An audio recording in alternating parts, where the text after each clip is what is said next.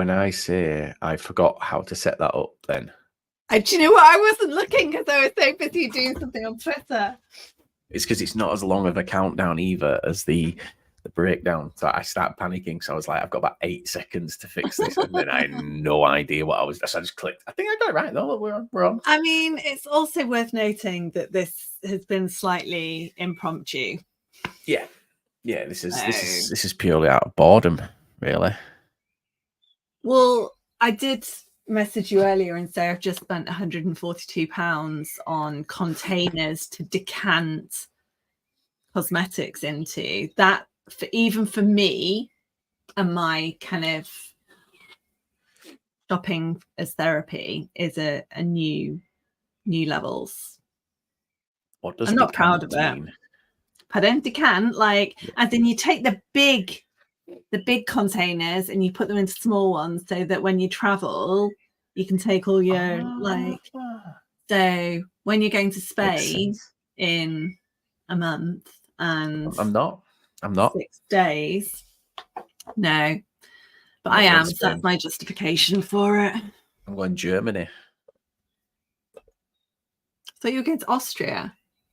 No, that's pre-season. We're going to Germany, and we're going away to Germany. Like on an actual holiday. There are things that happen outside football. Yes, we're just going for a long weekend. It's actually after the season starts as well, so it's the end of August. This is where I'm going wrong with this whole morning football thing. There are actual other things, and there's the Euros. When did the Euros start on Friday? They start this Friday, yeah. Germany, Scotland, I believe. And the transfer window opens on Friday. Oh, it does as well. Inside Out 2 comes out on Friday. Probably not as much of a. There's something else on Friday. What else can happen on Friday? No, and then like 2 weeks later, it's fixtures. That's something to look forward to. Do you know what? It's going to snowball now because the Euros is going to keep us so occupied as well. Well, I mean, it's going to keep us occupied. It will. It will. Even if we get grouped, it's going to keep us occupied for the best part of it. And regardless, I watched that Iceland game, and look, let me just say, it was absolutely atrocious. It was one of the. It reminded me of the. When we didn't qualify under it was McLaren, wasn't it? It was like 2008 or 2010. The Wally with a brolly. It was, in fact, it was 2008 because 2010 we did qualify because 2010 was when Lampard's goal that crossed the line didn't count. Because I remember where I was for that. So yeah, when we 2008, I believe Chris. Yeah, 2008. Yeah, the Wally with a brolly. But the game it just reminded me of that. But yet, then today I've seen the pictures of them boarding the plane, and I'm like, coming home. I watched the first half and then watched Love Island, and I couldn't decide which was worse, quite honestly. I normally love Love Island, but this season's been a bit shit.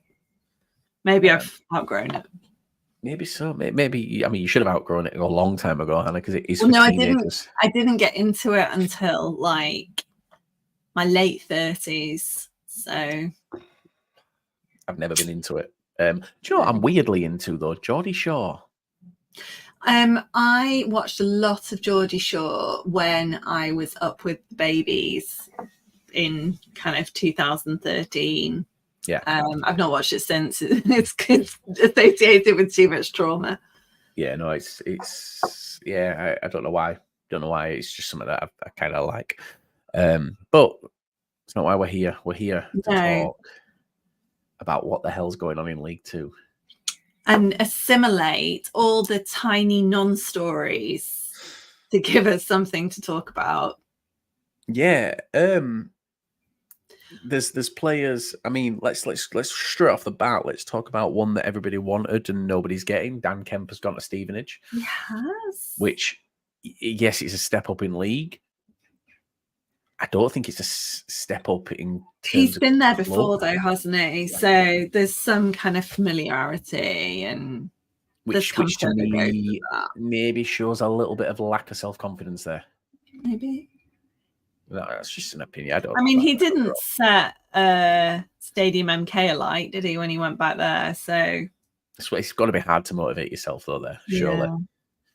What, after Swindon? No, just in general.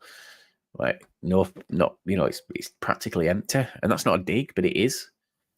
You know, it's a club that have set up to be at that top end, but didn't have the infrastructure to be at that top end, and now they're kind of stuck at the bottom with assets of a top end club, and it just makes them look bad. But for everything that we say about Swindon, well, no, I mean, for everything that is said about Swindon, the fans are passionate and get behind the team, and absolutely.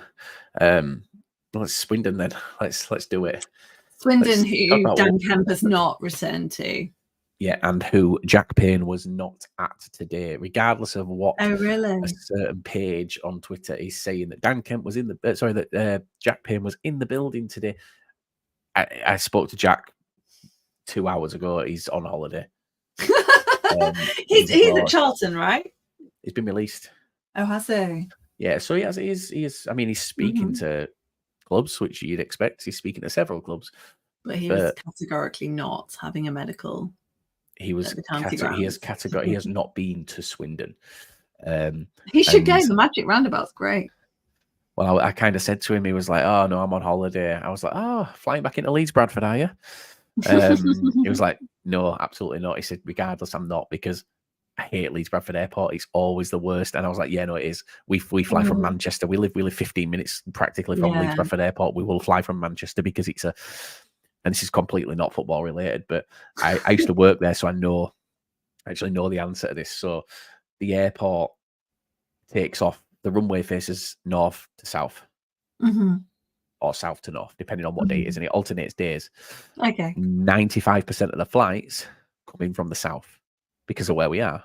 Okay. So we're quite high up in the UK, so pretty much, you know, a lot of the flights you're talking Spain, France, the Canary Islands, the Balearics, they're all coming from the south. So when it switches every 20, to understand that, right? Thank you for explaining it. When it switches every 24 hours, and they go, right, okay, today everything's going north to south. That means that the planes that come in have to land from the north.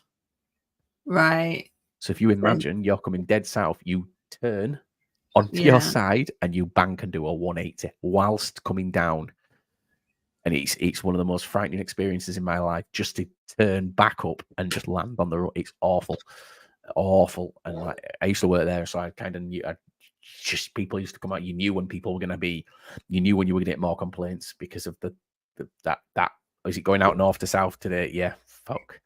So that's why Jack Payne won't fly into Leeds Bradford Airport. Is it still? It used to be like a steel shed as well. Is it still like that? That's Jet2's offices. They were porter cabins on the end. Yeah, and East Midlands is like that as well. The actual airport's beautiful. Like it's stunning airport inside. Like I have gone out of it, but I can't remember when. It's only small, and I quite like that. But it is. The last time I went there, I went to Turkey, and I actually worked it out. Because I didn't work at the airport anymore. I contacted someone who I used to work with. I found out what date they were flying south to north on the return, and we went an odd duration so that we could land coming in the south. So it was just coming straight in rather than there was no turning, there was no nothing.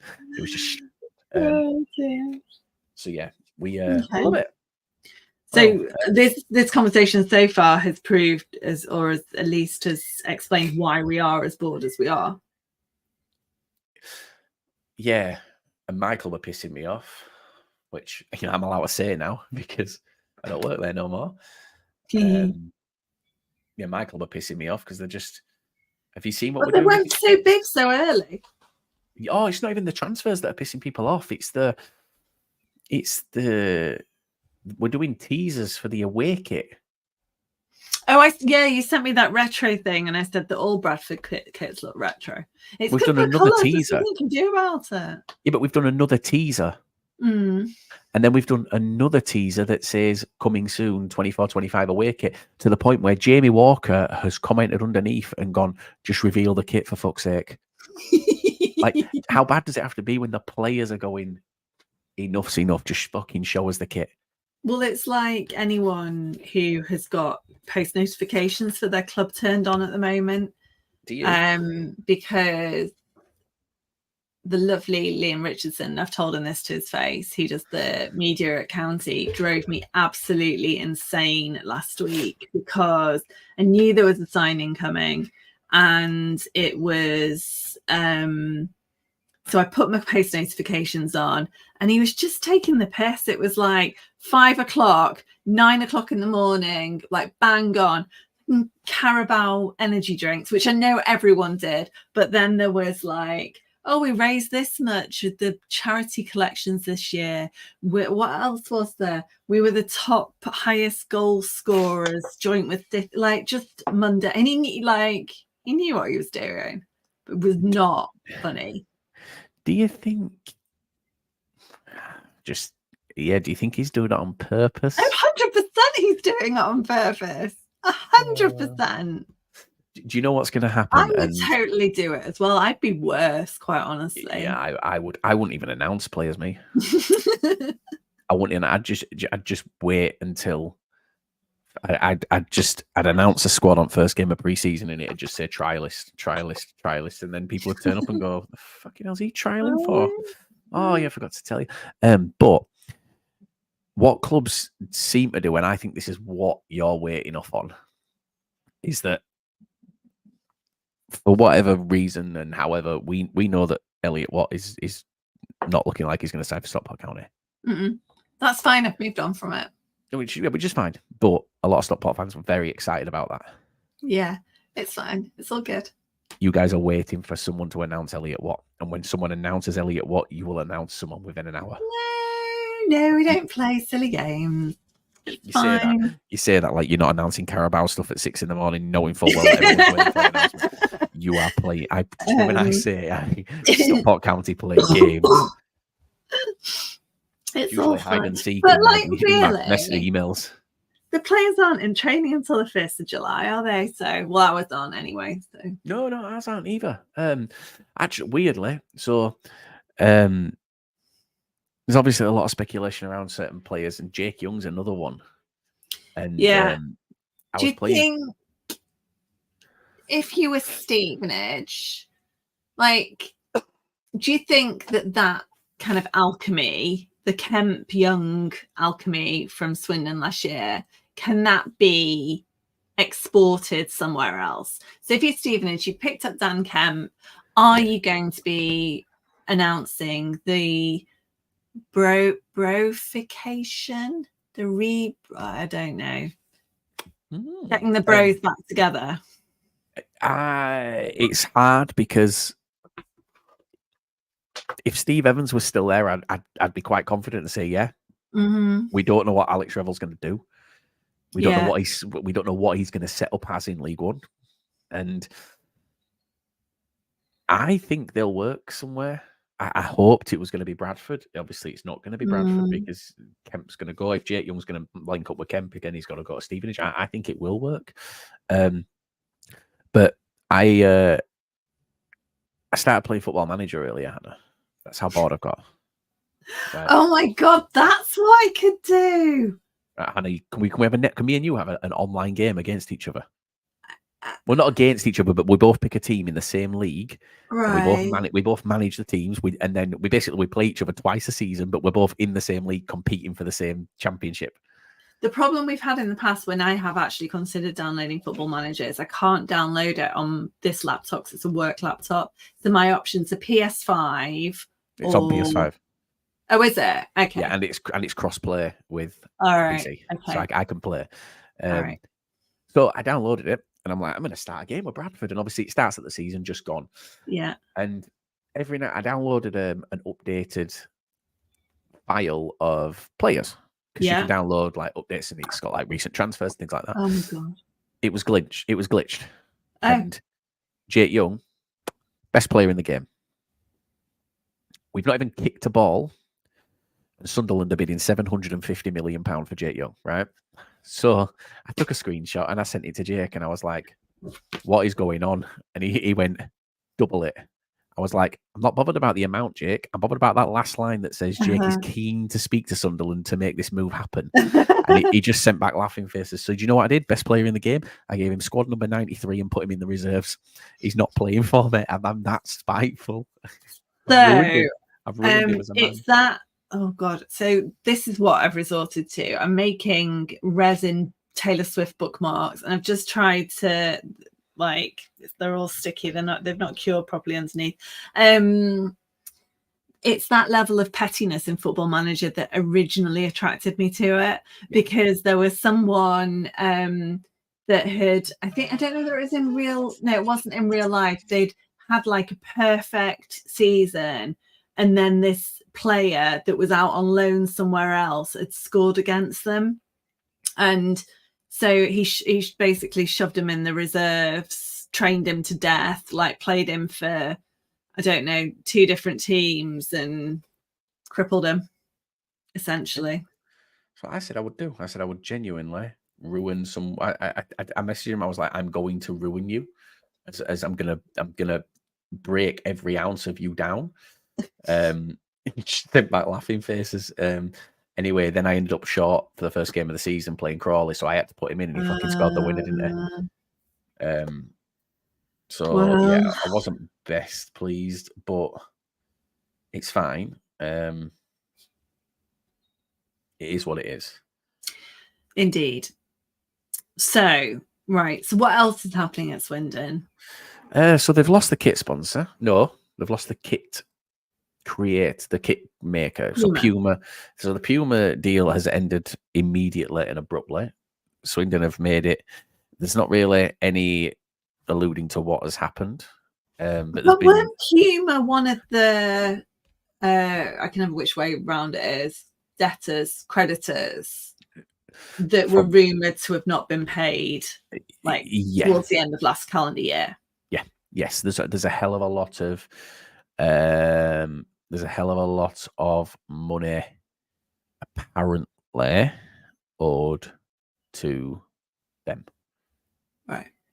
Because I remember that's why it's ended abruptly. There's another 12 months on the deal, by the way. This isn't an end of the deal. Oh, right. Okay. Well, that makes sense. Because they had that sale on kits like in December last year. It was very odd timing, given that it was coming up to Christmas.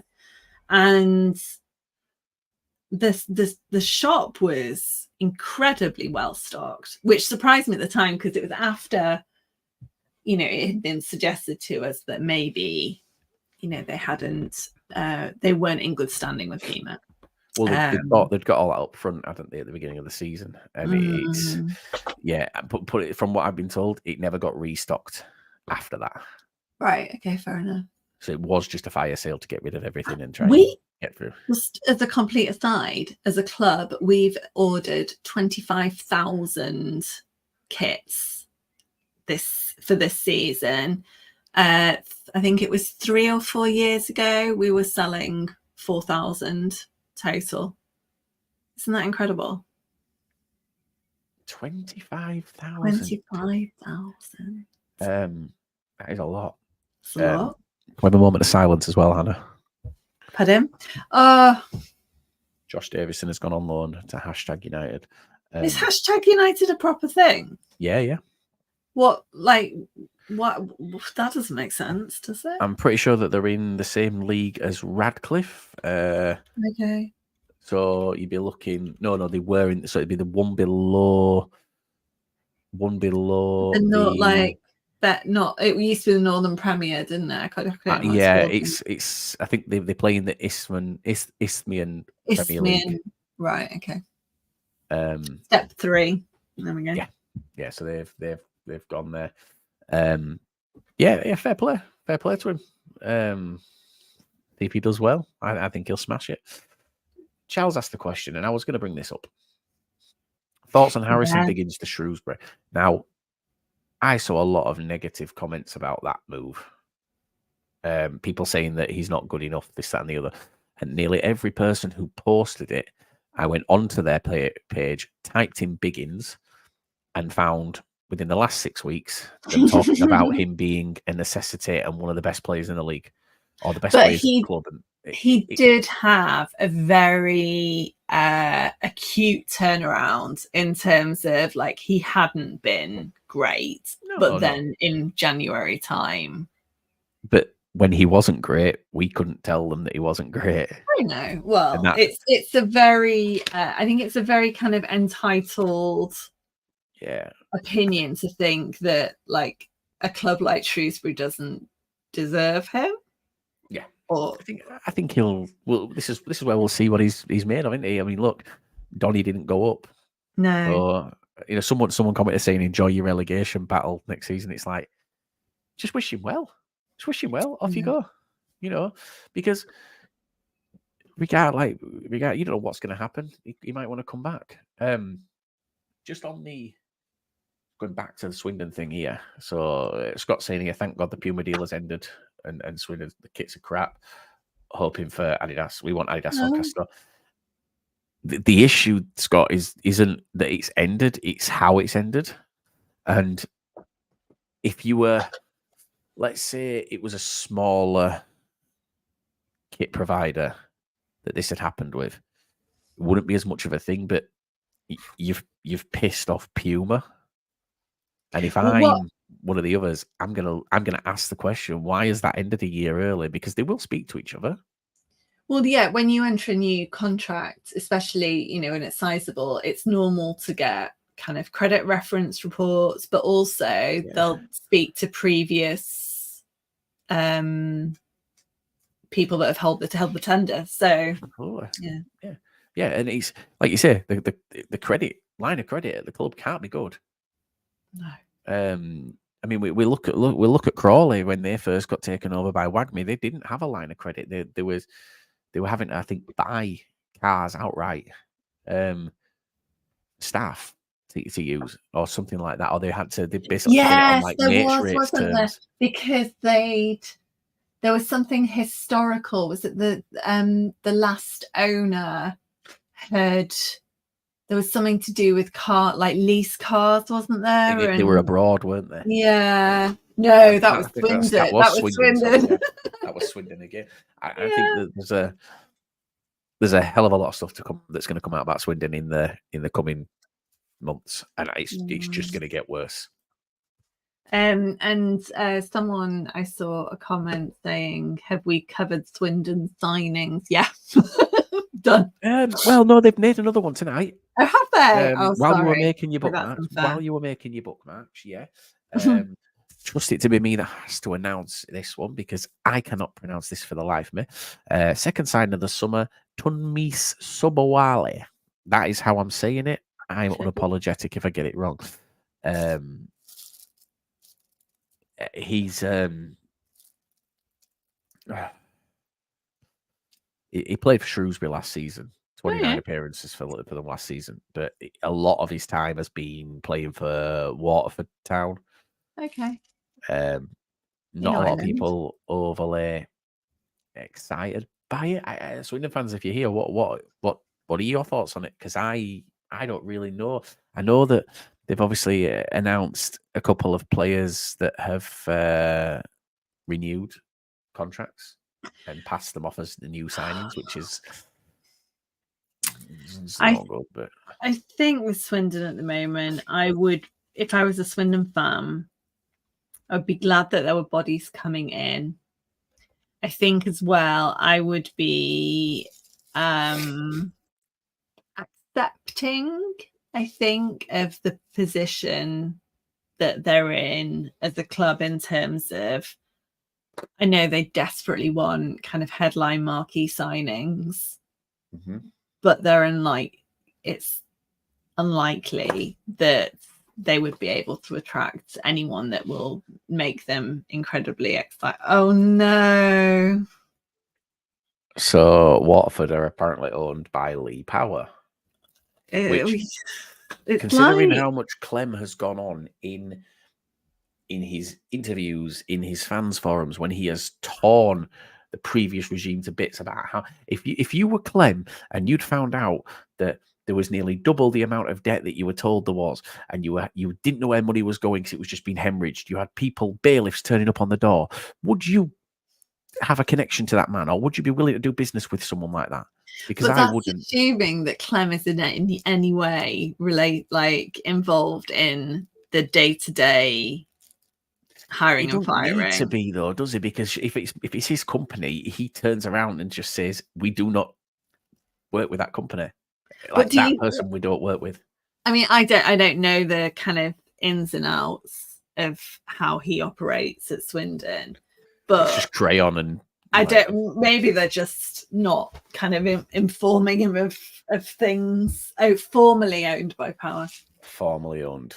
There's that. It just doesn't add up, does it? There's something Well, seriously wrong here. it did make me laugh though, because Shrewsbury announced this morning that they were making their car season tickets were available for collection. And it made me laugh, given the discussions of the same thing at Swindon of pushing the season ticket renewal for cars, but not actually watching the football. Well, they've extended the deal, haven't they? The deadline. Yeah, Swindon extended their deadline once they announced the manager. They then had the manager phoning people that had bought season tickets to say thank you. Oh, really? Yeah, How did I miss that? Yeah, which is great, but at the same time, where's the owner? Where's the CEO? Where's the communication from the people above? Where's the people that have, the people that sat there in January and said this league is shite? So I found out that Adam Hart, and I'm not asked about naming names, is apparently someone who you don't want to get on the wrong side of. But according to Bradford fans, I've got onto the wrong side of a few people this last week. Oh yeah. Yeah, I'm not asked even about that. But Adam Hart, who's apparently the nutritionist who, I mean, correct me if I'm wrong, I'm going to say allegedly, but has a history and has been dealt with by the police previously for drugs and things like that, like quite bad stuff. He sat at that fans forum and apparently called someone in, one of the fans who was asking questions, a fucking cunt. And then apologized. I mean, were they doing? No, people were just asking questions. People were just, but like this is where Clem was swearing at people and things like that. That was the last communication people had from the people at that club. Wow. They've gone on from that moment where they sat in that room and Gav Gunning sat there with the owner, with the CEO, with the fucking nutritionist who apparently needed to be there, and said, this league is shite. Yeah, the teams in this league are shite. We should be going up. They then had their lowest ever finish in history. Yeah. And since then, it's been silence. Also, Jason's saying, not allegedly, he served 7.5 years for drug dealing and was on the UK's top 10 most wanted. Allegedly. No, that's not even allegedly. No, I know, but we like, I knew there was something, but I couldn't work out what the wording of it was. Yeah. But like, how's that man in drug dealing? How is that person in charge of nutrition at Swindon Town? And here's the other thing. If I'm paying somebody with that much experience in drugs and my team finishes the lowest it's ever finished ever, I'm asking questions. What on earth is he doing? Yeah, so there's him. There's no one at the club speaking. No one at the club gives a shit. There's some really hardworking people behind the scenes. Don't get me wrong. There's some people behind the scenes at that club, and I'm not just talking about Anthony Hall. Some people behind the scenes at that club that should not be anywhere near a football club, because I wouldn't trust myself running a football club, as we know, Hannah. I mean, the opportunity arose, like organising a podcast. So, well, the opportunity arose, and I did not take it because I would be fucking dreadful. And that's like, but you don't just take that opportunity to, and that's what people have done. That's what Anthony Hall has run multiple companies for Clem, and multiple companies of Clem's have gone into administration and gone. Right. And he's now the CEO of a long-standing football club, an institution of English football, and we've got to just kind of accept it. Nah, fuck that. Like, there's so many people that need to get far away. Scott's saying here, and this is an interesting point. We've not heard anything more as of yet, but Blake Tracy and Charlie Austin left, and they came out saying there's dodgy things going to be behind the scenes. We will find out, I'm guessing, in the next couple of weeks when those when contracts their expire, contracts are up. Yeah. When they get paid. Yes. Well, it could be months. Well, yeah. Well, depends if you ask certain ex-managers, it could be even a lot longer than that. But there's also allegedly, I'm going to say allegedly, Hannah, just to protect us. Certain players over the last 24 months have been paid a wage, and then been paid a little brown envelope. Like back in the day? Yeah.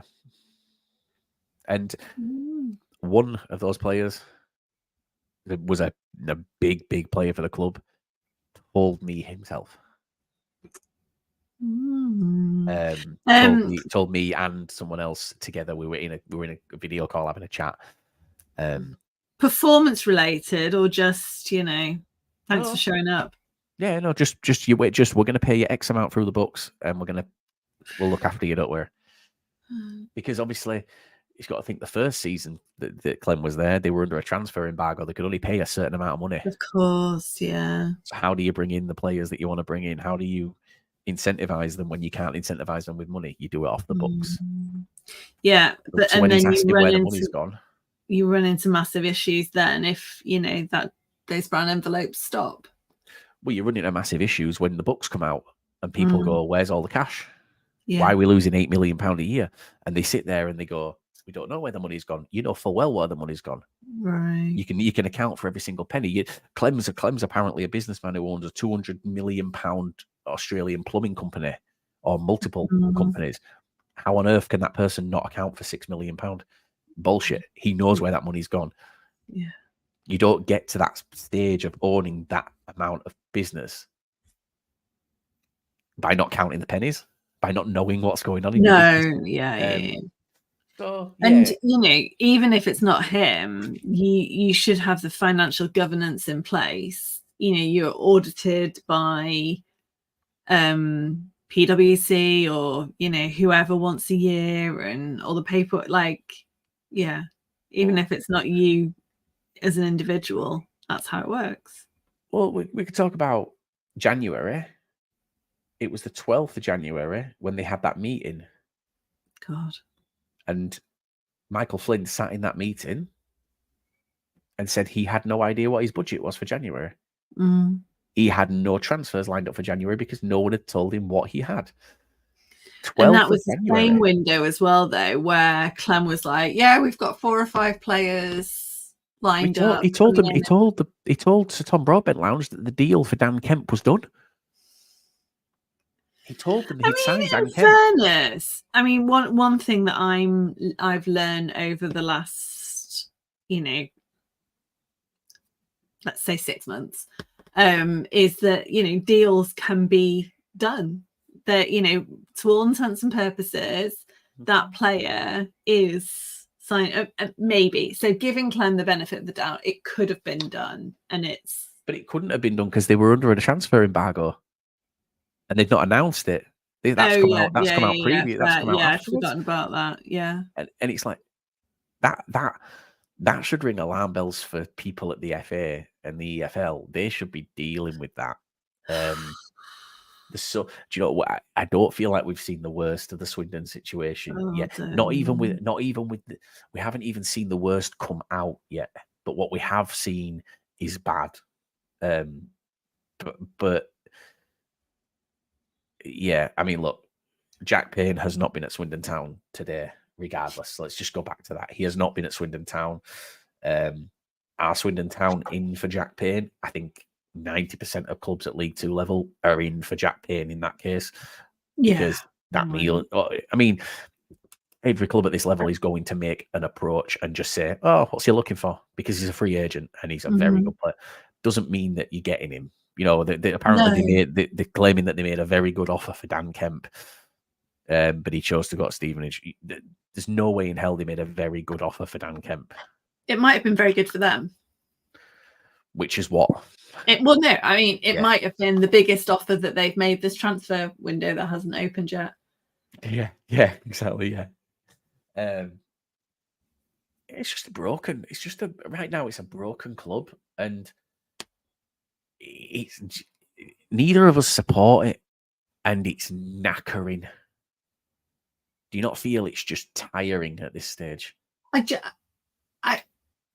It's the kind of constant paralysis. I think like shit keeps coming out and nothing changes. And that for me as a fan must be incredibly exhausting, because it's I don't know whether I find it exhausting to follow, more kind of disbelief, and like you say that, you know, the EFL aren't stepping in, that you can apparently run a football club like this and no one cares. Yeah. It just doesn't. Like I say, it's like I feel so bad for Swindon fans. I do, and I went on Fools Rushing and said to them before, like I used to go on there and have a laugh at their expense when it was going wrong and things like that, but that was just kind of football related. As far as I'm concerned, like it's just not funny anymore.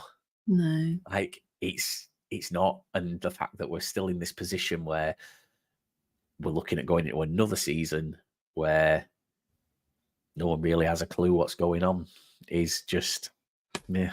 I mean, Bradford fans kicked off about their owner and CEO, but he's having the balls to do a fans forum. Well, he's doing a fans forum this next week, so fair play to him. It's mad. Yeah, Jason's saying there like he's exhausted watching fans be so gullible, and it's annoying. I went through this with Scunny. And it's not necessarily gullible, because deep down they know what's happening. They know that there's a problem, but there's just this. It's not being gullible. It's a hope. It's a please. If there's a single thing that I can grasp onto, I'm going to. And you know, we had that with Scunny. I had Scunthorpe fans telling me that I weren't allowed to go anywhere near. If I went down to that ground, I wouldn't come away from it. And now, I actually have. I'll play it for you. In fact, I'll forward it on to you, Hannah. I'm going to forward on a voice note that I received from the owner of the new owner. The new owner, yeah, of Scunthorpe United. I'm going to forward it on to you and let you listen to it, because it is amazing. Like, I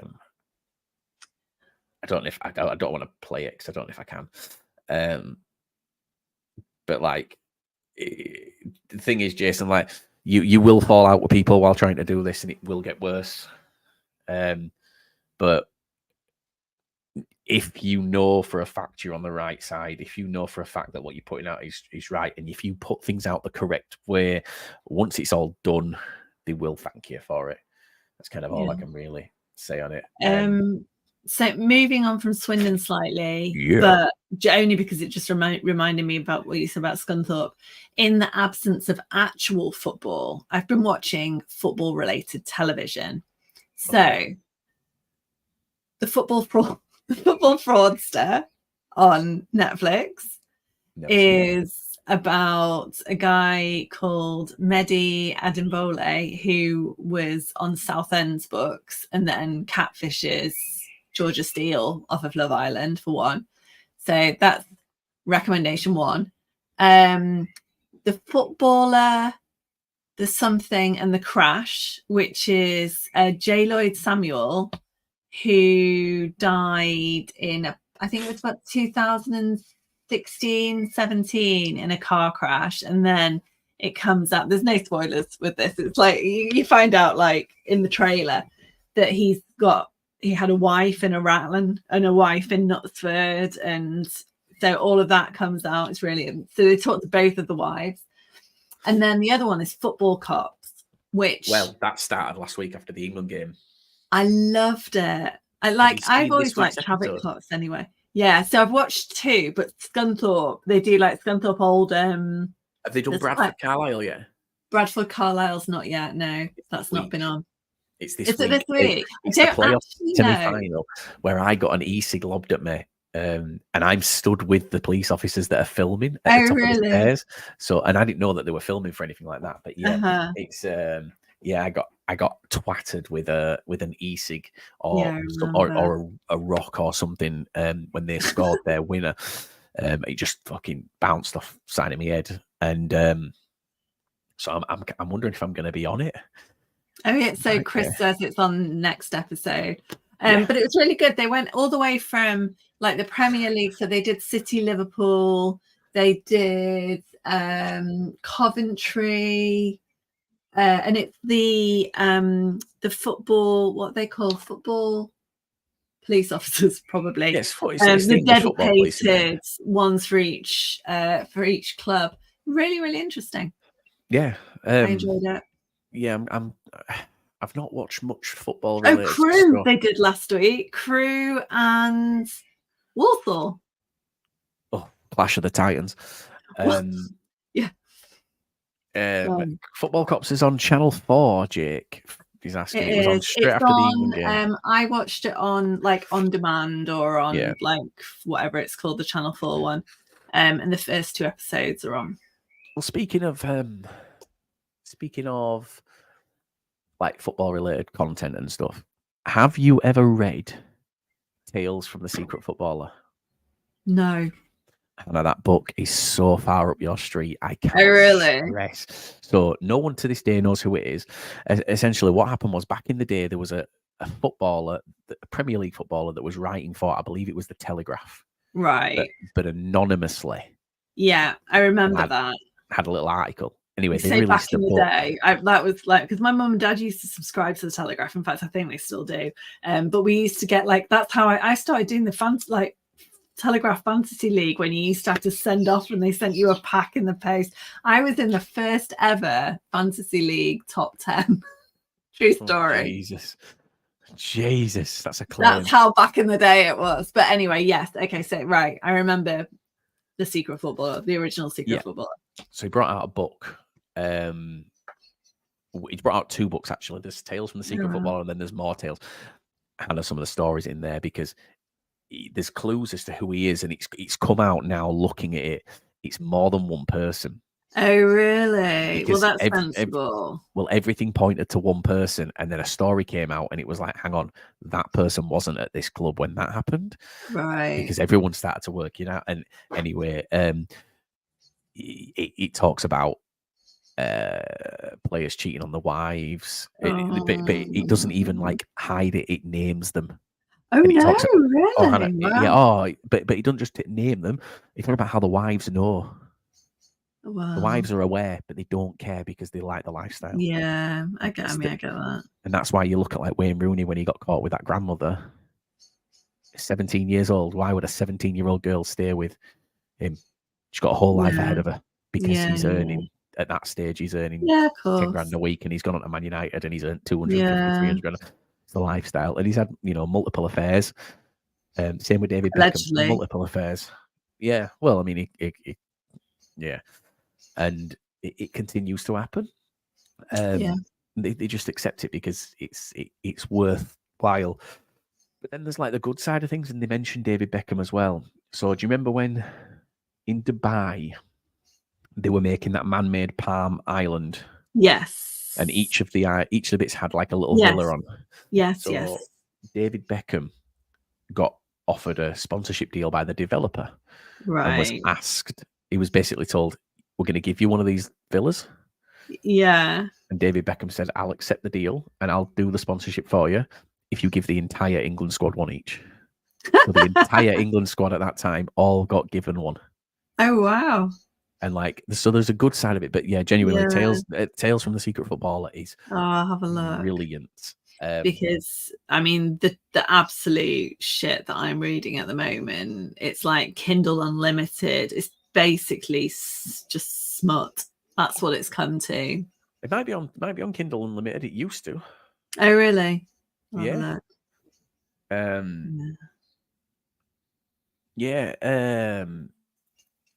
The other side of things, let me think. Let me think. What else have we got?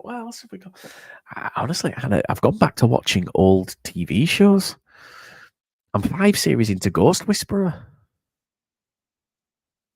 Is that the Jennifer? What's it? Jennifer Love Yeah, Hewitt Jennifer Love one? Hewitt. And I genuinely, it could just be 5 series of Jennifer Love Hewitt just sat staring at the camera, and I'd still watch it Fair enough. because I would cry myself to sleep.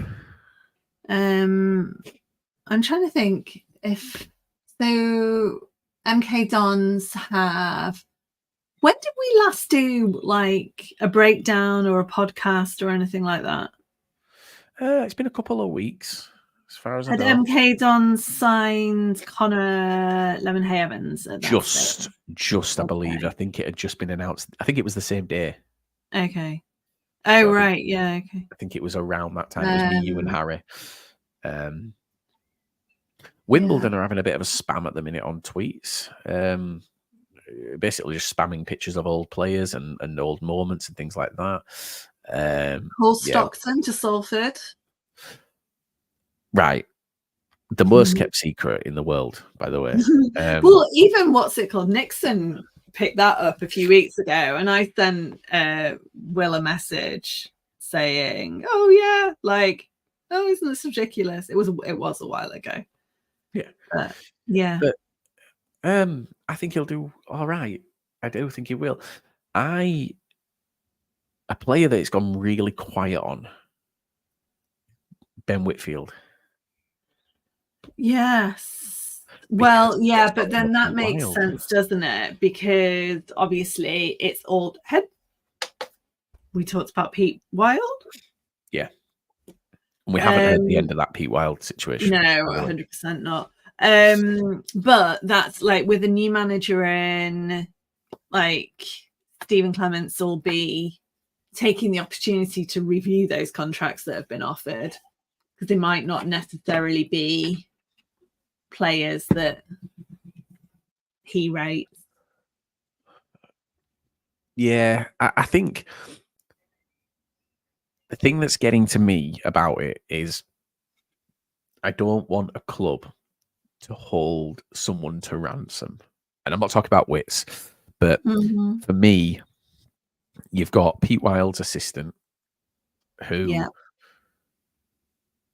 is no longer the assistant because Clements brought in his own assistant. Oh, did he? Oh, I didn't realise that. Which means that Temps is now not the assistant. But he's still at the club. But he's being kept at the club, yeah. And that to me screams of a club knowing Pete Wild will pick up a job pretty soon and will want Temps. And therefore we'll have to pay him out. And I get it, but at the same time, if it's ended as poorly as it seems to have ended, surely you just want to end it properly and just cut ties there. There's so many things. George Ray, another player from the fallout of that, nothing said. Nothing.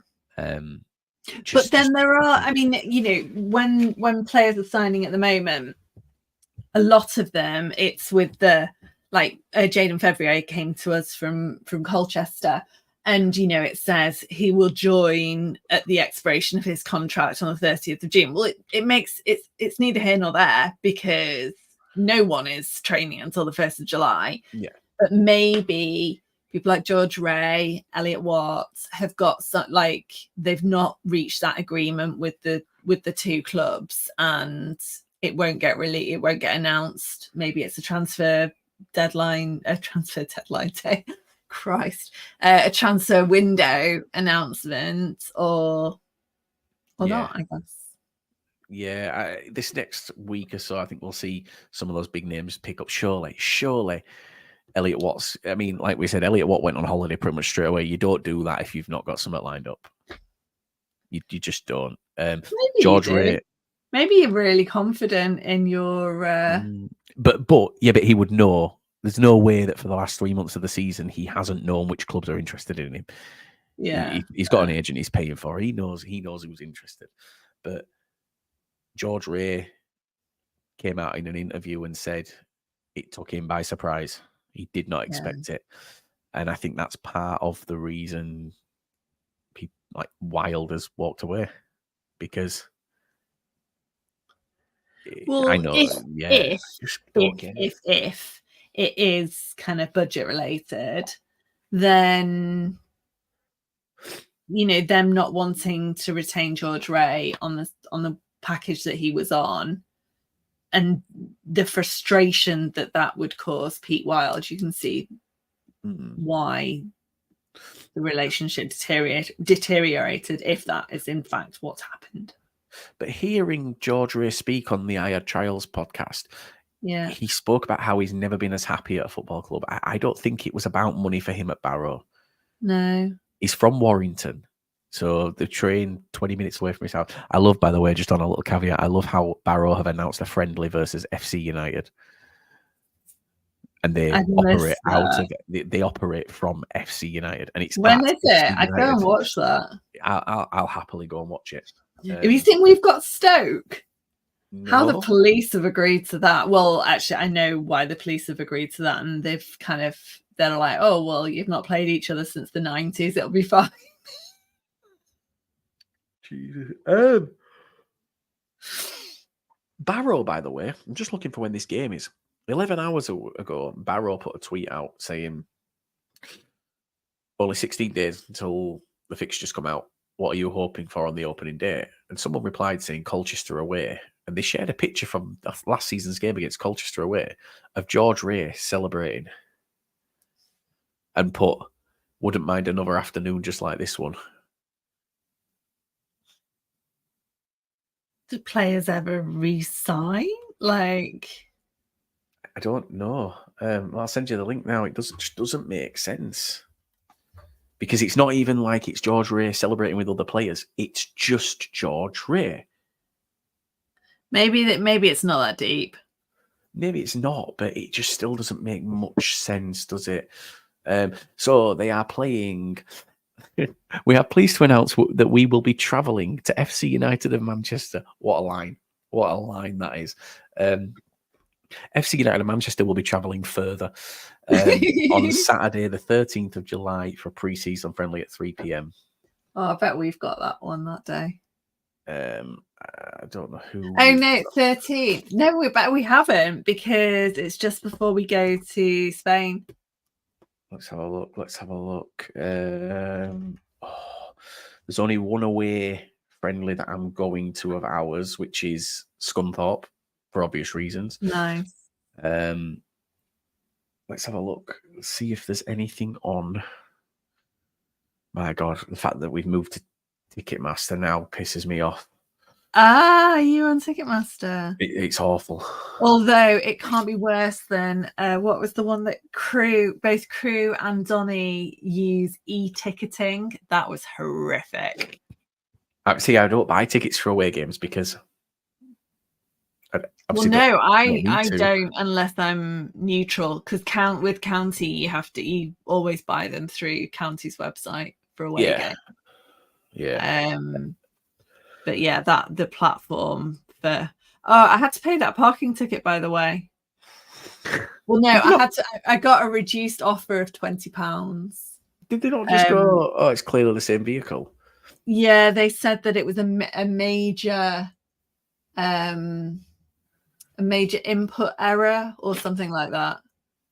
So they kind of recognized that it was me driving it and I had paid for parking. For context, I got a parking ticket at Crew, which was it 60 quid originally? I can't remember. When we were on our family day out. But no one came to the call.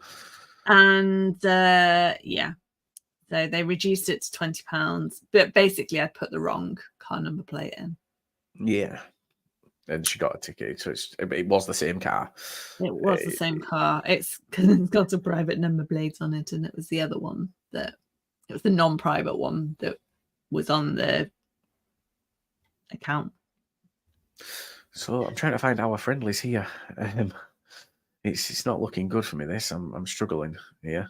I wonder, is it just on the website? Let's have a look. Matches, news, on the pitch, fixtures. There's nothing. There's just nothing whatsoever. Oh, really? I think we've got I think it's only a social post. Is there not one that's got all of them on? Right, pre-season schedule confirmed. 13th of July, Scunthorpe away. Oh. So I'll be there. Yeah, I'll be at Scunny away, and can't make that one, unfortunately. Ew. But yeah, what else have we missed? Does anyone have any new kits? There's been new kits in League One. Leighton Orient have got a new kit. Tranmere have a new kit. Someone said earlier that Tranmere's kit's apparently really, really nice. I'm not 100%. Tranmere Wrexham was on Welcome to Wrexham this week. If any Tranmere fans want to relive that particular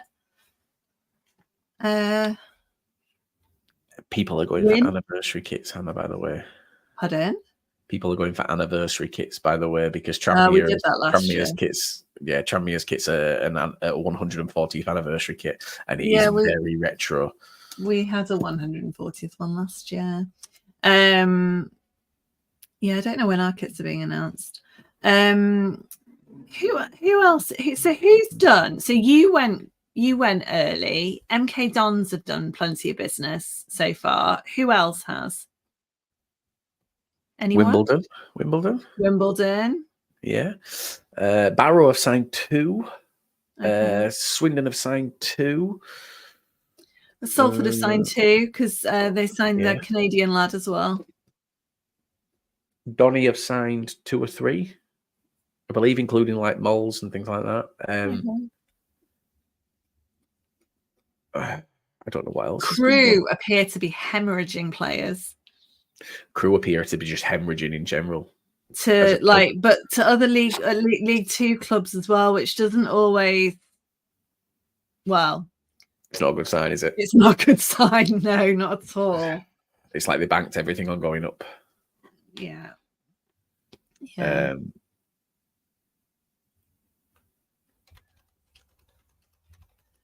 But then at the same time, I mean, I think that they overperformed last season. I don't think. I agree. I think, no offense to Lee Bell, but Lee Bell being included in the manager of the season conversation was an insult to Scott Lindsay, to Pete Wild, people like that. Even Grant McCann. Well, Charlie ended up winning the LMA one, which, But that is clearly. You have the budget. Certain conversations.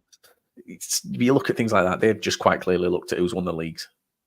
Yeah, they don't pay attention to it, do they? Well, it's like the bucket. I always go on about League 2 odds and the bookies odds. It's never done on anything other than the size of the team and where they are in the league. It doesn't go off recent form or anything like that. So maybe it was a bit of that. It's just, they don't pay attention, do they? They don't care about League 2. No. Well, I'm just looking through here because someone else has just messaged me saying Jack Payne to Crawley, which would be a great signing for Crawley, but I don't know what's happening with Crawley. Obviously, Preston stepped down. I don't know if we've discussed that. Preston stepped away. He hasn't stepped away. He's just stepped down. Stepped down. It said stepped away from his chairman duties. Yes, was the but he's statement. Still involved in Wagner. Yeah, and which is good because Preston's the money. Right. Without Preston, there'd be a big question asked. So yeah, I think. I don't know what's going to go on. Crawley are a difficult one as well. Obviously, Lawrence Maguire's ended up going to MK Dons, which makes you wonder what Crawley's budgets are looking like for next season. Yeah. Because they wanted him. Who else? Chesterfield have signed someone else as well, because obviously they've got Paddy. And then there was someone else as well. I can't remember who it was. Or maybe it was Lawrence Maguire in my head. That's because he went from Chesterfield to Crawley. Yeah, I haven't seen another. I've not seen another. But obviously, Ryan Croasdale is still out of contract. So he was released by Stockport, but he would have been a good fit for Bradford, I think. Well, he still might be, but be interesting to see where he ends up. We just got married. Yeah, I just, without wanting to come across as like ungrateful for it, that if we sign 3 players from Stockport, it comes off as, for me, a bit desperate. Yes, or well, I mean, none of them were. Oh no, Neil Byrne was a fee, wasn't he? But the other 2, Sars and Crowsdale, if he went, would be on their free agents. Yeah. I mean, but what I mean is basically trying to emulate. No, I know, but at the same time, it's kind of sensible in that, you know, they're used to playing together. They've got, you know, that rapport. You're not going to have settling in issues. No. Oh, Carlisle signed a big TV. Oh yeah, I saw that. Do you know what? When that came up earlier, Chris said about having a big TV. I'm going to get a big TV. It's not that big, but EE are doing this really weird promotion where you get TNT Sports for free for 2 years, and you pay like 24 quid a month for the TV. Yeah, for East, is it actually a TV? It's an actual TV. They didn't used to do TVs. It used to be so it's like it's a 50-inch. I think it's the 50-inch Samsung that I'm guessing. Right. You know, for Euros that I'm not going to watch. Yeah, I mean, I've actually got, weirdly, I've got a projector here and a blank wall here. Right. So, and to be fair, it'll be horrible quality though. Won't it make your brain hurt? No, it's 4K. Yeah, but then projected onto a wall. No, well, it's just a smooth blank wall. I've got a screen there. I've got a projector screen that I can use. But the thought process is we've just had the garden done, so we've got like a fire pit. We had a fire pit before. That's a great idea. Yeah, we could. Yeah, we can do that. Well, I'll bring the girls. Yeah.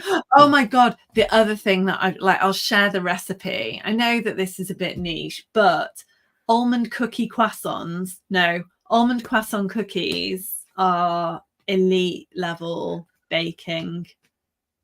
No, they're not. Yes, they are. I've made them 3 consecutive weekends for Trophy Tour. No, and not having it. Just chocolate chip, Hannah. Just go normal. Good. Just go normal. Stop being weird. Just get chocolate chip cookies and have fun with it. No. Oh, they're just really, really good. And I've taught Sophie to make them, so she's catering for the Trophy Tour now. No, not having it. What I will say is that I do think putting the projector in the garden with the screen, they've got a sound bar up there, and like for the Euros would be awesome. Like I say, fire pit going, bush.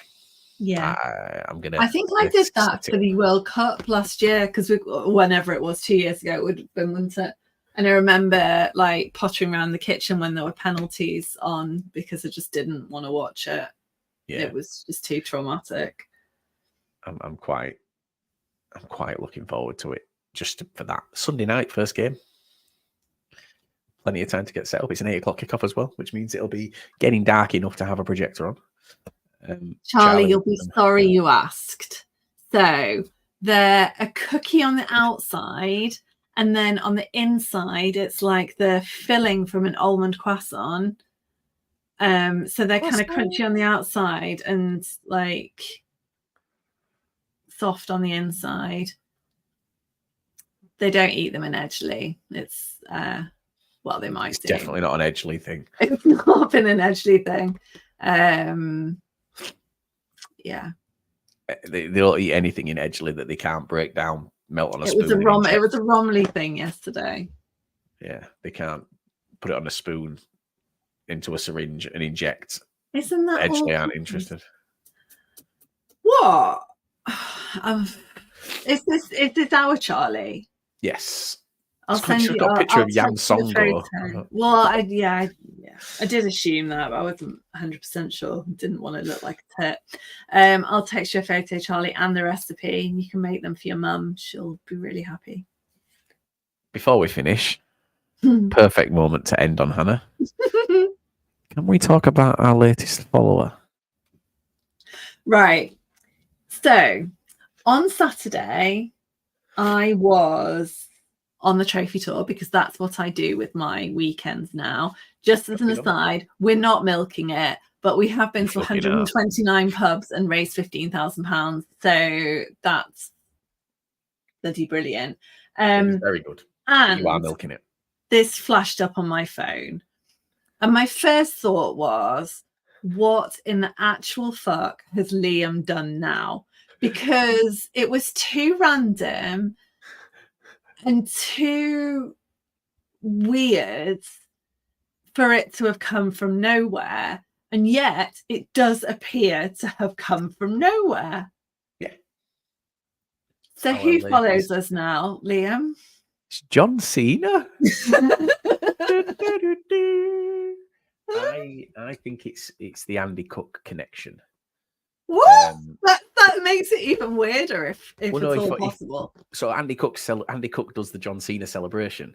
Right. John Cena follows Andy Cook because of it. And obviously I interact with Andy Cook, and I'm thinking I've come up through. All right.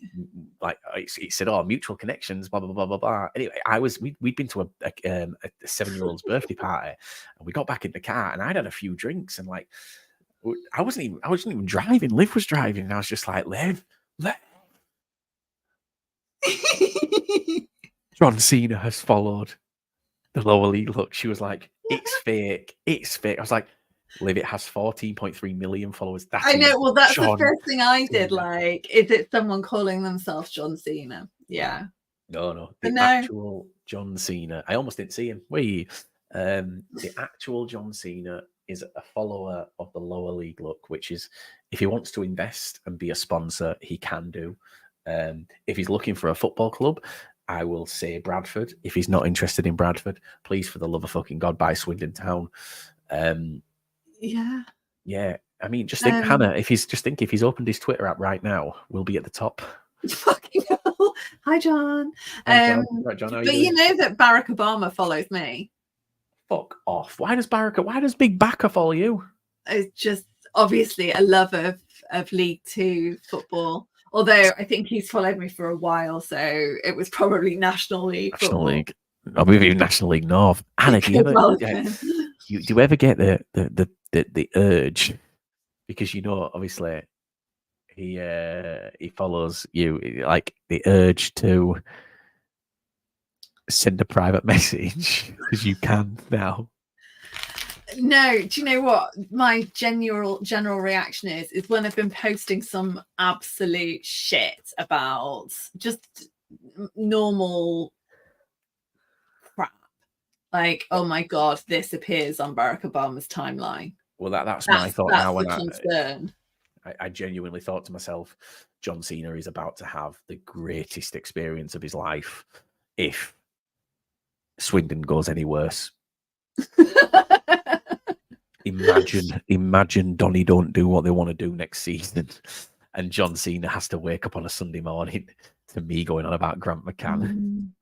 In fairness, as Marzi said, he does follow about 800,000 people, but the ratio. There's 8 billion people in the world. Jonathan Cena. Okay, first and foremost, there's no H in his name, I don't think. I don't actually think he's also not Jonathan Cena. I'm pretty confident his real name is John. In fact, it is. His real name is John. He has never been Jonathan. Oh. Is he? It's me, John. He's the wrestler, right? And he does films. Yeah. He was in Trainwreck with Amy Schumer. I think that's how I know him from. So he played a boyfriend. Yeah, he was in. Yeah. He's in the new Ricky Stenicki film. If you've not seen it yet, on the what film? Ricky Stenicki. Yeah, do you know? If you're looking for something to watch, so it's so there's an American comedian. I don't know if I can never remember his name. He does the podcast, the Bad Friends podcast with Bobby Lee. He's a ginger guy. You'll recognize him if you see him. But basically, there's him and two other lads. Green. No. He's the only ginger funny person I can think of. can't remember his name. Oh my god, I'm gonna have to. It's gonna irritate me. Hang on, John Cena, acting career, filmography. I'll tell you, Ricky Stenicki, Andrew Santino. His name is. You'd recognise him if you saw it. So yeah, Andrew Santino. So basically, there's Andrew Santino and then two other guys. They're best friends growing up. Right. Zac Efron's in it. Zac Efron's in it as well. So basically, growing up, these three friends, they invented a fourth friend to blame for everything. All right. As kids, as they got older, they realized that that fourth friend didn't need to be just used to blame for stuff, but they could say, "Oh, he's getting married," or "Oh, he's doing," and they could go away for a lads' weekend and play golf. Okay. To get away from the missuses. Anyway, turns out, so they go to Vegas and they meet John Cena, who plays essentially this cross-dressing like sex show act. He's called Rod. Oh, what's his name? Because the name's amazing. He's called. Where is he? He's called Rod. What's his full name in it? It's gonna really, really irritate me.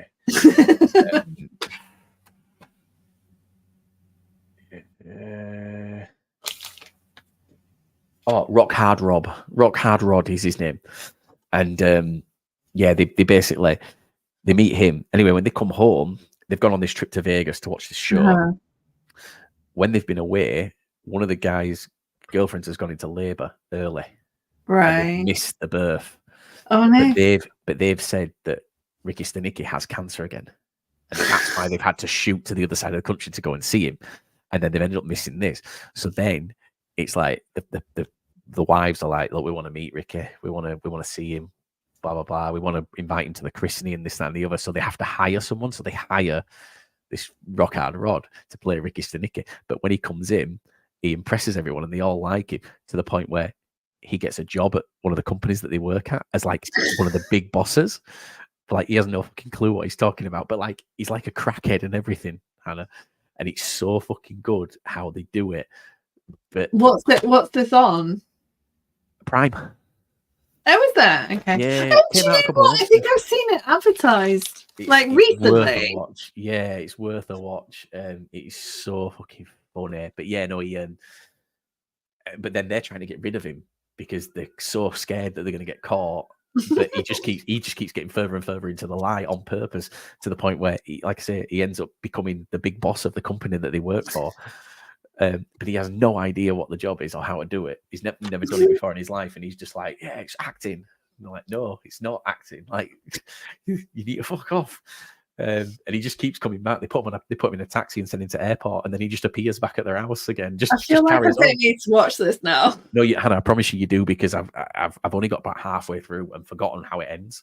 Okay. But it's worth watching. All right. Well, when I've finished with tenuously football related shit documentaries on Netflix. Well, that's now football related, because I don't know if you know, Hannah, but John Cena's actually a fan of the lower league look. Lower league look. Yeah. So and Chal, I agree. I can't wait for next season. That's where I'm at right now. I'm excited, but I am going to watch Ghost Whisperer tonight and just cry every time Jennifer Love Hewitt comes on the screen. It's better than what I thought you were going to say, quite honestly. So let's leave it at that. Oh, I love Jennifer Love Hewitt. I feel bad for people like Charlie, like Chal, like Harry. I was actually weirdly thinking about this earlier because I nearly mentioned in our chat about watching Ghost Whisperer, and I was like, they won't know who Jennifer Love Hewitt is. No, what else was she in? Party of Five. I know what you did last summer. Yeah, and I still know what you did last summer, and yeah, Jennifer Love Hewitt. I know what you still did last summer. Yeah, well, she is, so like to the generation before mine, it was Phoebe Cates that everybody fancied. I don't think I've even heard of her. Phoebe Cates. Probably that generation. Right, so Phoebe Cates was in it was like one of the most famous scenes in like the 80s, where she's coming out of the pool, she's coming out of the swimming pool in the bikini, and she's sort of climbing up in the cameras from above, and it's like apparently they mention it on Stranger Things as like it's the most. Really? Apparently, the film, I can't remember what it's called, but whatever the film is, when people were renting it on video at the time, And they nearly pause. nearly every single time that video came back, it was at that point. Like that's where they'd stopped it. I've never seen Stranger Things. Oh, you should watch that, Hannah, as well, to be fair. Oh, really? Yeah. She's also in Drop Dead Fred. I've not seen that either. Oh, Hannah. One of my favourite I've not films. seen Star Wars. Oh, no, I've not seen Star Wars either. I'm not a fan. I tried to watch episode 1, right, which apparently is wrong, because you're supposed to watch episode fucking 4 first. So I tried to watch episode 1, and I started watching it, and someone asked me if I liked it. I said, "No, it's not bad, this. I like that Jar Jar Binks." And I swear to God, I nearly got fucking lynched, Hannah, because apparently that's the worst character in the film, and everybody hates him. So I just didn't watch anymore. I don't know. Look, even John Cena's saying it, Hannah. Drop Dead Fred is an absolute worldie of a film. It's Rick Mayall. Yeah, I can picture the film poster in my head. It's amazing. Yeah. It is absolutely amazing. Is Drop Dead Fred. I've not seen Gremlins either. I've only seen Gremlins as a kid, not older. Fast Times at Ridgemont High was the film with Phoebe Cates in. I've heard of that, but I've not seen it, I don't think. Well, maybe this is what I need to do with my life. Maybe we need to both watch a film. So I'm going to give you Drop Dead Fred, right? Bear in mind, Drop Dead Fred is one of my childhood films. Like, absolutely love it. I want you to watch it, and I want you to... Do you know what? I want you to... When I watched it as a child... Yeah. I'm not going to spoil it for you. But when I watched it as a child, obviously it's about an imaginary friend. That's who Drop Dead Fred is. He's an imaginary friend of a girl. Is it not a horror film? No. I thought it was a horror film. I think that's Five Nights at Freddy's. But Drop Dead Fred is about it's an imaginary friend of a little girl. When she gets older, she's going through some rough times. She's getting a divorce, this, that, and the other, and Fred comes back because she needs him. So it's like an imaginary friend, but for an adult. And like I always thought, oh, it's just, you know, this imaginary friend's come back, blah blah blah blah. And then anyway, I watched it again a couple of years ago, and I was watching it. I enjoyed watching it, and then I remember sitting there and thinking, it's actually really fucking dark. Is this because this is clearly a woman who's having a breakdown, but you don't picture that as a kid. Yeah. And it's like she's brought this imaginary friend back as a coping mechanism, but like it's incredible. So give it a watch. Tell me what you think of it. I think you'll love it. You can give me a film and I'll watch it.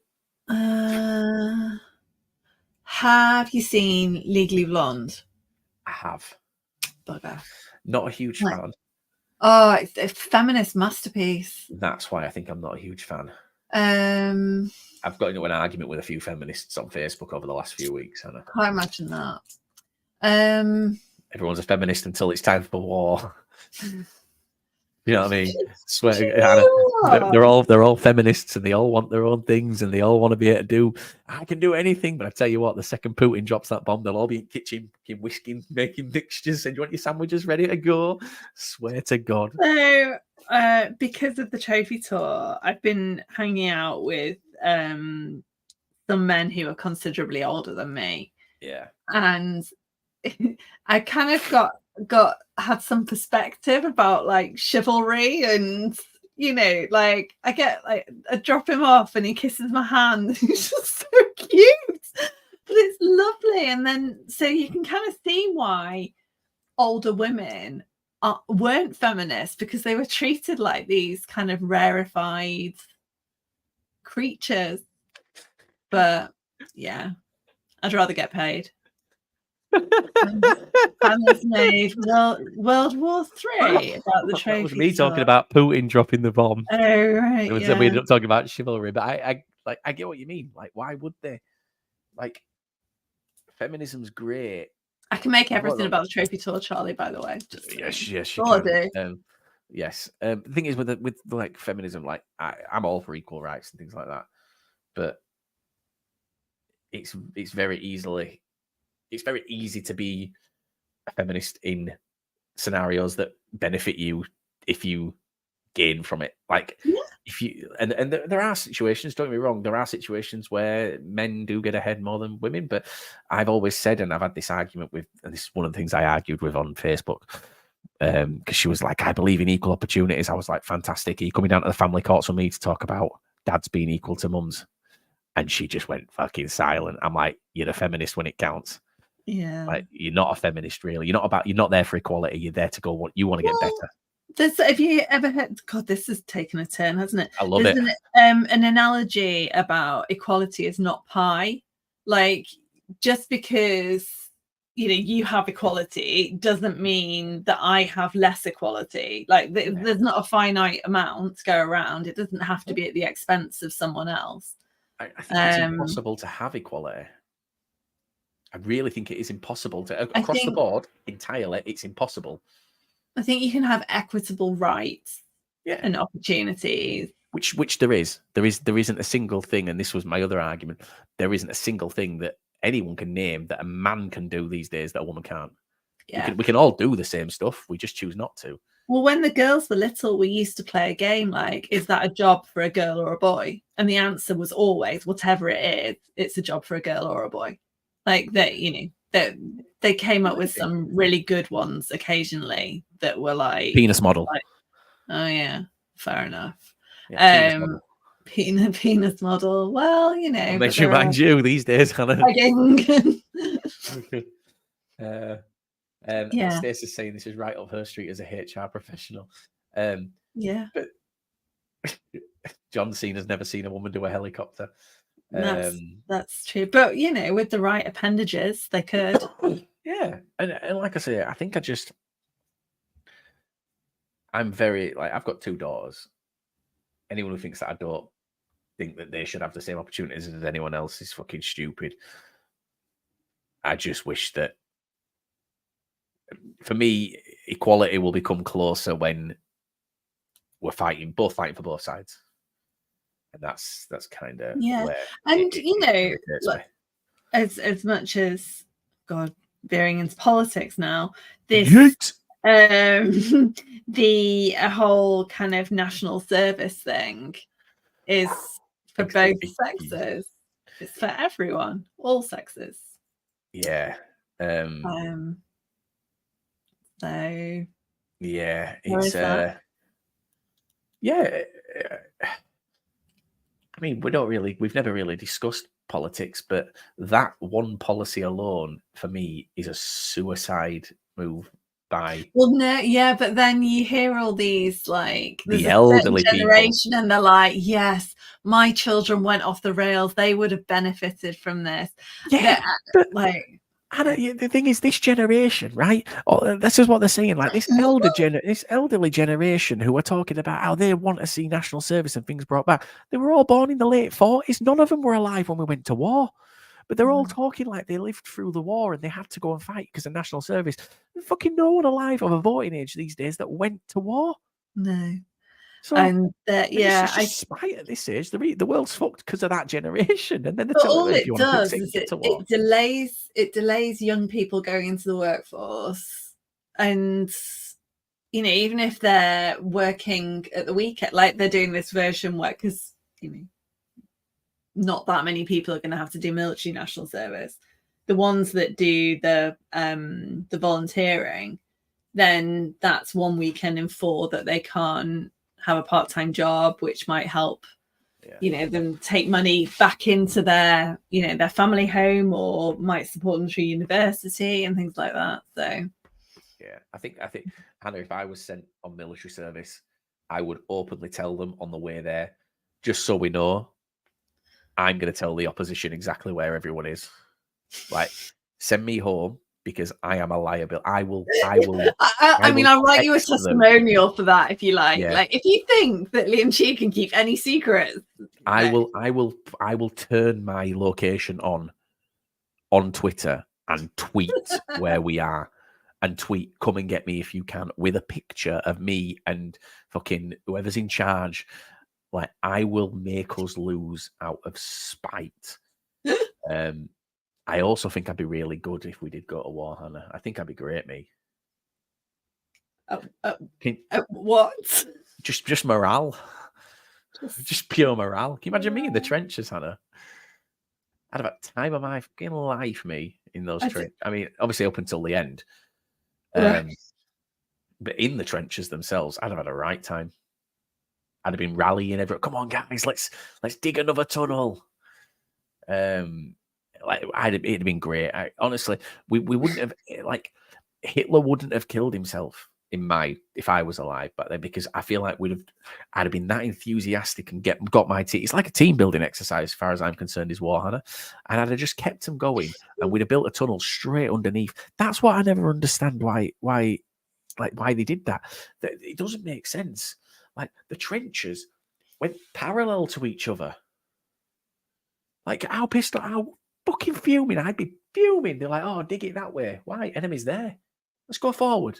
Let's go down and underneath them. And then what we'll do is when we get underneath them, we'll plant a load of stuff, and then we'll just dig up and they'll all fall through and die. I'd have been under Hitler's floor by 8 in the evening first night, I swear to you. Eva Braun she'd have had a dressing gown on, she'd have had her hair tied up, she'd been shaving her legs and whatnot. And I would have been underneath that floor, and I'd have been like, knock, knock, mein Führer. And he'd have gone, huh? And then he'd have been dead. We'd have been home for Love Island. That's how I think World War II would have gone if I was there. Good to know. Good to know. Harry wouldn't trust me in war. Oh, that's unkind. I mean, this is Harry that left his car keys in his car. Do you know what I mean? Imagine he'd do that with a tank. Just walking away with the tank running. Oh, I've left my keys in the tank. Yeah, we know. Hitler's driving down M6. Just like, I've got the tank. Yeah, transfer rumor accounts are at their height. We say this every transfer window. Although Transfer Centre 9 has now been around for probably 6 months, but look at when they were set up. Look how many followers. People still listen to it. The amount of DMs that I get going, have you seen this? Have you seen this? Is this true? No, it's not true. There's a new one called the EFL Hub or something like that. And I think it's a county fan. Can I read you a DM that I got from one? Yeah. That didn't like when I called him out. So it said, where's it's that bad what he wrote. It went into. Oh my God, has it gone? No, surely not. Where is it? It was, I think it might have deleted the account. Oh, really? Oh, well, it's not a bad thing. Well done. Thank you for your service. That's what you can go to war on. It's got to still be here. He got abusive. He got really abusive because I laughed at him when they put, where the fuck, that's irritating. It was something like, don't know what you're talking about, thinking you know something, you dress up as a chicken. What? The two are mutually exclusive. Well, exactly. Chicken, and as we all know, aside from crossing the road, chickens don't know nothing. Like, chickens know no at all. And that's kind of where he's at. Yeah, he got abusive. He has deleted. He's not in my DM requests anymore. So I think it's just the amount of blustering and balderdash that transfer accounts come out with. Yeah, like they distract people with utter nonsense. But that Transfer Centre 9, last transfer window, I think we went through their last however months of accounts, months of predictions, and they haven't got one right. No, I'm trying to find it in the DMs, and I found my messages with Callum Hendry, and my last message to Callum Hendry is at 3:20 on April the 13th, whilst we were playing them. 19 minutes into the game saying, right, you're taking the piss now, get subbed off, please. Because he just scored. And that's, yeah. So, love it. Other than that. Oh, well, I finished my bookmarks. They've got like tassels on them now and everything. See, I don't do bookmarks. I don't think anyone does, quite honestly. But yeah, they're Swifty bookmarks. It's fine. I'll find some small children to give them. That sounds bad. Liam to World War III. Here we go. Contracts have been signed for him to run on the front line and take someone out who died in the 1940s. Right. Listen. All right. I am so confident right now. I could take all of those people that were in the World War in 1940. I could easily beat all of them right now. Granted, because they're all 100 years old, but I could do it. Yeah, I think. All right. Look, well, yeah, I'll just take your word for it because it's not really. To go to war if we need to. I'm just letting Rishi Sunak know if we need to go. First and foremost, I'm a feminist, but I don't fancy it. I'll be honest. Not really a feminist, then, Hannah. Are you? Let's be completely. I think I could be. You can be a male conscientious objector.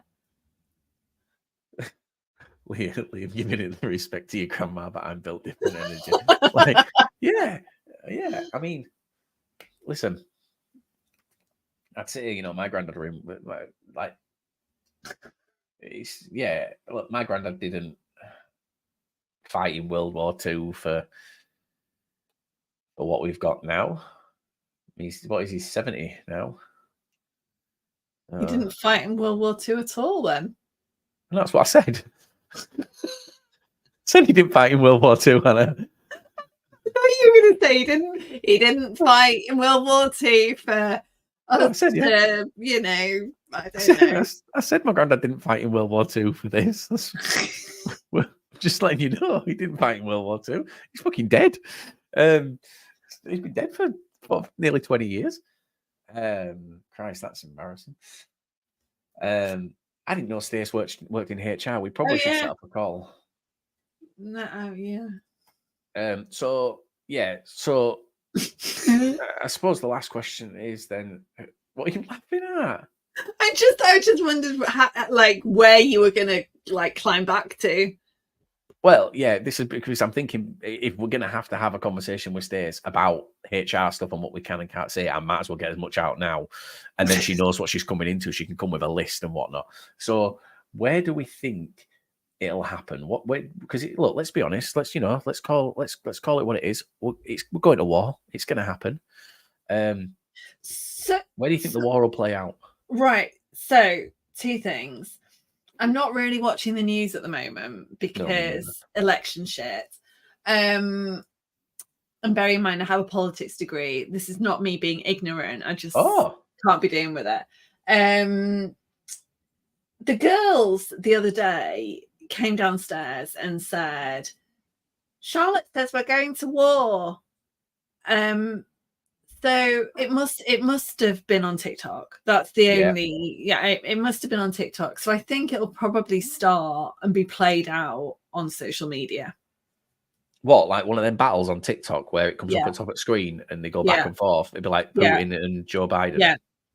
Yeah, and territories can be lost and gained by TikTok dance-offs. We're going to need all our best guys. We're going to need Cal the Dragon. We're going to need Paul Smith. People like Chow.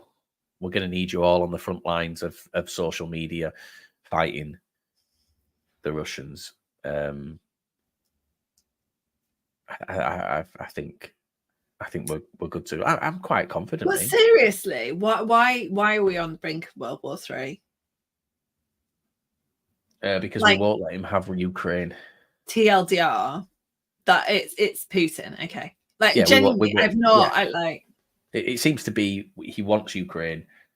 We won't let him have Ukraine. Okay. Or no one will let him just take Ukraine, and I think that's all it is. but yeah, it's similar to. Let's be brutally honest. Regardless, we're not letting her have Ukraine, but we've got stakes in both sides. You look at when America went to war in Iraq, but yet gave Saudis the weapons that they gave to the Taliban to fight the Americans. Like it's all for money. It's all for gain money. If I mean, I don't know. Fuck it. Let's just go to war. Let's just get it out of the way. Let's see. I just want look. Listen, I've heard about all these bombs for so long and what they can do, and who's got what, and who might have what. Let's just do it. Cards on table, guys. Everyone, just whack out your bombs. Go for it. Let's see what we can do. There's a few places that I would happily see go. Grimsby. I didn't want to say that, but yeah, I do agree. I don't feel like anyone needs a South Shields. What about North Shields? Well, they'd be in the fallout zone, wouldn't they? Oh. And to be fair, Harry saying there, I don't want to see Mansfield thrive in League One. I don't even feel like we need a Mansfield. No, I'm going to be brutally honest. If I didn't follow League Two football, I wouldn't know where Mansfield was. I could exist happily without Mansfield. Yeah. So yeah, Vladimir and John, if you're watching, I know you'll have a bit. I'm guessing Vladimir Putin follows you. Just give him a DM. No, see, Jake, you can't say we don't need Leeds because I live within 15 miles of Leeds, and that's the fallout zone, and I'd be cooked.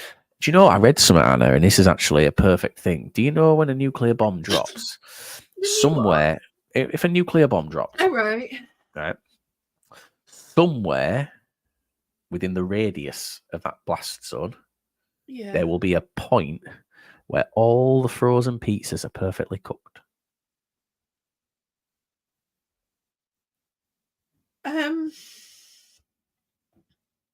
It's a good time to own a Domino's. No, all your stock could go. Yeah, but they'd be cooked. Imagine the flash sale. I think people would probably be a bit preoccupied.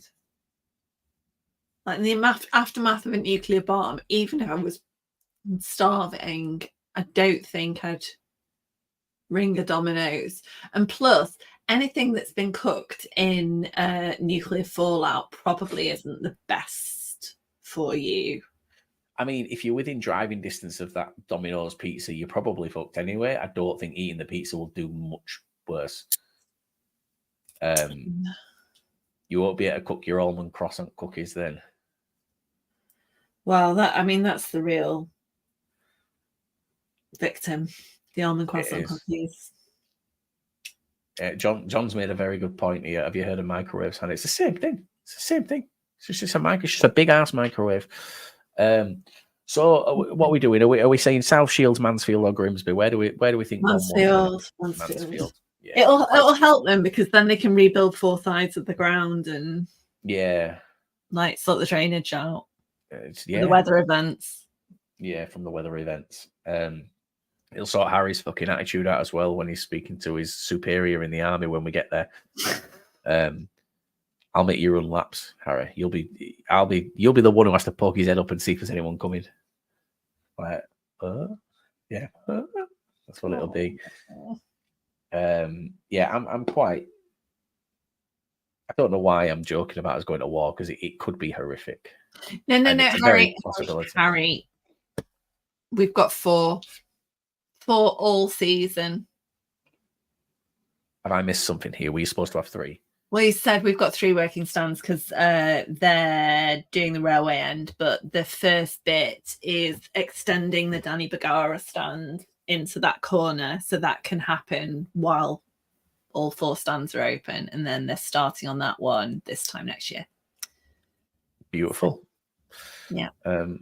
Harry doesn't listen to me now. What makes you think I'll listen in war? Harry, you'll listen in war because you'll have to. You'll have no. Harry, I'll lead you into the trenches, and I'll lead you outside the other end. I don't know what John's talking about. John, why are we fighting the Iranians? Where did they come into it? I learned a lot about Iranian football watching that thing on J. Lloyd Samuel. It's very interesting. Go on, tell us some stuff. So he was there for 5 years, and he went and played for one team, and then he was I don't know that much actually, it turns out. He was negotiating his own contracts with the help of Helia, his Iranian wife, and that's what pissed his agent off and why some of it came out. It was very odd. Shakhtar.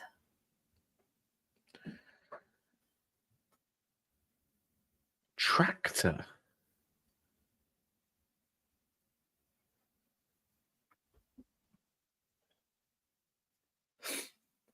I don't know what tractor means. I'm not the second coming of Winston Churchill. I would definitely not the second coming of Winston Churchill. I don't think Winston Churchill was G'ing them up in the trenches. I don't think he was at all. He was out slaughtering 100 million people. Not personally, but organising it. He weren't personally out there, just on the back of a horse, just fucking what? Dear. Well, it's been fun, this, Anna. I think there was some football in there somewhere, but it kind of proves our point. This is what it's come to. And if people want us to do another, we'll do another next week, and we'll talk about what else. Should we do non-football related podcasts, Anna, and just chat shit? We could. I mean, can I find a flat earther? I know one. I work with one. Anna, can you bring a flat earther on? I'd love to have that debate with a flat earther. I just don't understand it. I just don't get it. No, I don't. So I want to have that conversation. Can we bring a flat earther on? Come up with some really really controversial. No, actually, that would just end really, really badly. Yeah, no. Let's find a flat earther. Let's think of some subjects that we can cover. So flat Earth, that's a big one. I want a 9/11. Let's talk conspiracies, right? Jet fuel can't melt steel beams. I agree, but flying 2 fucking planes into it probably didn't help. What else is there? What's another conspiracy theory, Hannah? That Luke Armstrong didn't walk on the moon. No, Louis Armstrong.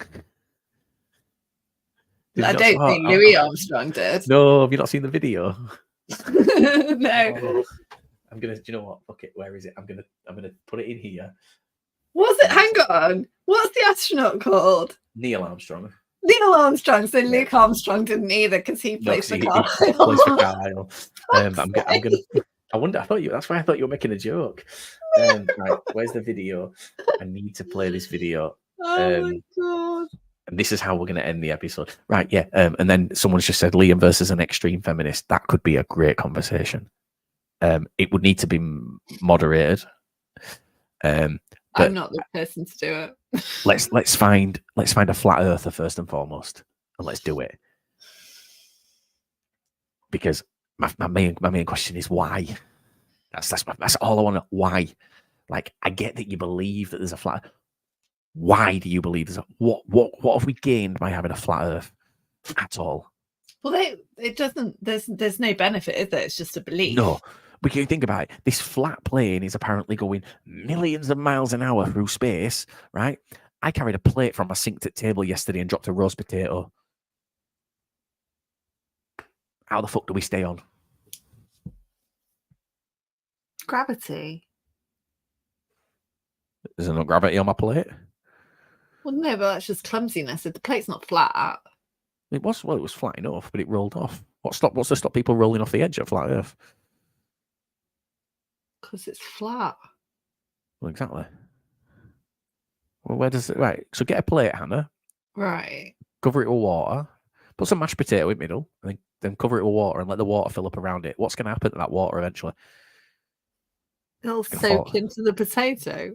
It'll fall off the edges. It won't just stay on the flat plate, will it? It'll fall off the edges. So why haven't we run out of water yet?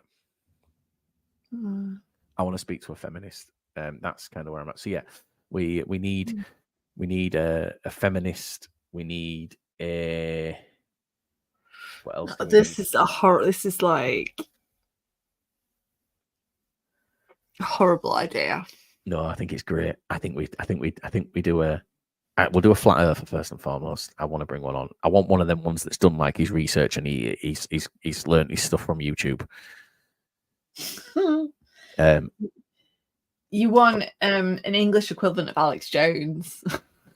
That's what you need. That's what we'll do. Right, so before we go, do you have anything else to add before I play this video? And I'm going to end it with this video, because I only found this an hour before we came on, by the way, and the fact that you mentioned, well, Luke Armstrong apparently walking on the moon, but Hannah, it's on those lines. It's on those lines, and it is the greatest video I've ever found. So let me know when, and I'll do it. All right. Bye-bye. See you guys. soon. Humans can only hold their breath for 10 minutes. Then how was Louis Armstrong able to become the first man on the moon?